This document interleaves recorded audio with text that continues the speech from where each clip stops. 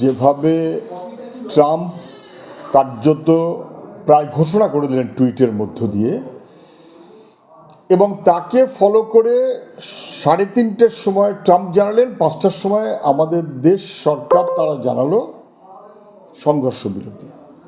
বোঝা গেল যে ট্রাম্পের ডিকটেশনেই আমাদের চলতে হচ্ছে।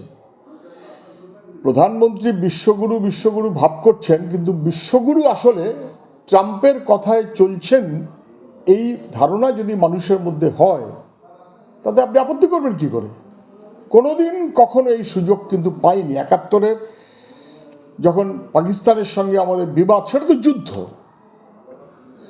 তখন আমেরিকার রাষ্ট্রপতির কাছে আমাদের দেশের প্রধানমন্ত্রী বলতে পেরেছিলেন আপনি বন্ধুস্থানীয়, আপনি বস নন।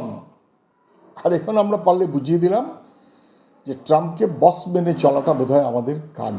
খুব দুর্ভাগ্য, ভারতবর্ষের পররাষ্ট্র নীতি কখনো এরকম ছিল না। সিমলা চুক্তিও তাকে সমর্থন দেয় না, এবং এটা